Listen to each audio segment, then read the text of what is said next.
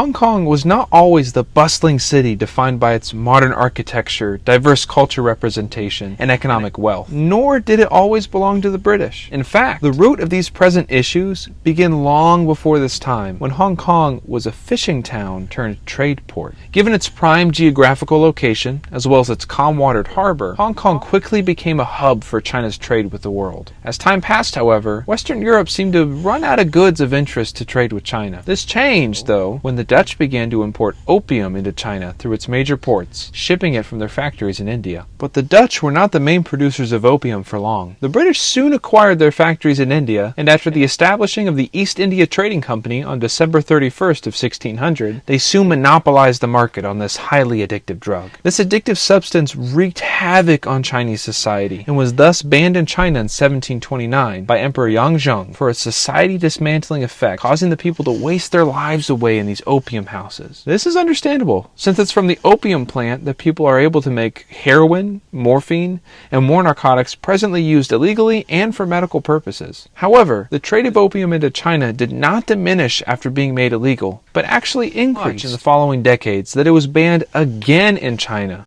This time by Emperor Jiaxing in 1800. As the British refused to abandon their lucrative trade, China was faced with no choice but to force them out, resulting in the First Opium War, lasting from 1839 to 1842. This, of course, was a battle China could not win. And this is because the British Empire at this time was a major world power, having arguably the strongest naval military on the planet. The result was the first of what has come to be known as the Unequal Treaties. This particular one also known as the Treaty of Nanjing, or Nanking, depending on who you ask. This particular part of the treaty is detailed in Article 3. And this is how Hong Kong came to belong to the British, marking the beginning of a new division in culture, politics, and economy. While Hong Kong Island was acquired in 1842 at the signing of the Treaty of Nanjing, Kowloon was not acquired until 1860, after the end of the Second Opium War and the signing of the Second Unequal Treaty. The new territories were then agreed to be leased from China to the British for 99 years, beginning in 1898. It was with the turn of the 20th century that Hong Kong and China were set on two very different paths. Just as before, Hong Kong's location made it essential for trade between China,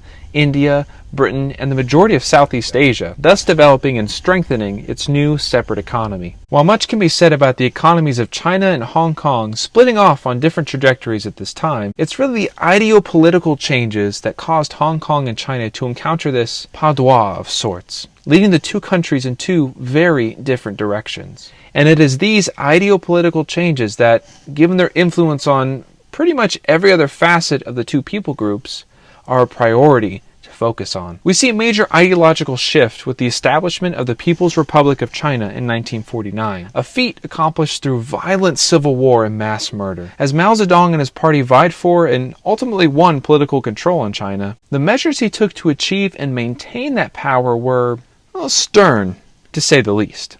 It was these inhumane acts that set the precedence for the leaders of the CCP to follow, enabling each of them to maintain power in China through rather gruesome means. But as Hong Kong's ideological identity was evolving, and the time for its own rule of law and Bill of Rights fast approaching, China's pattern of systematic cruelty and exploitation was developing their own socio-ideological identity in quite a different direction. This is very clearly able to be seen in the attitude of the people toward the Chinese government. When we observe Hong Kong during this time, we see British democratic law enacted due to its status as a colony, and the shaping of the culture through this. Generations of people being raised in a democratic context. The effects of cultures living under a certain system of government are felt in every part of the world, so this is nothing out of the ordinary.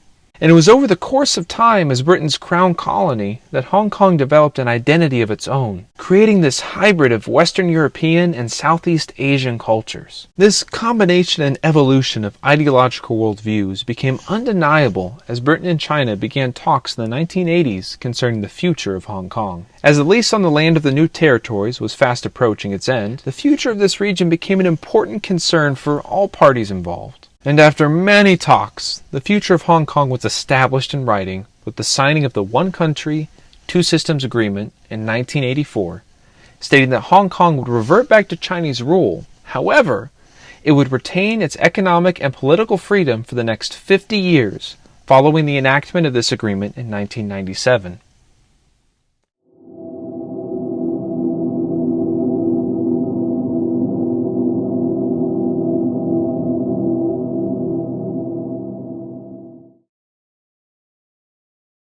What is going on, guys? Thank you so much for watching. I apologize for the tardiness of this video. School's been kicking my butt. Be on the lookout for part 3, hopefully in the next week. As always, smash the like button, comment, share this video, and as you do more this week, make it your goal, just one time today, to bring this up in conversation with someone you know. Get the dialogue going and share this within your circle of influence. This is really important, guys. And if you want to make a difference, you need to be participating in the discourse. So go out, do that, and do more. Subscribe, and I will see you guys in the next one.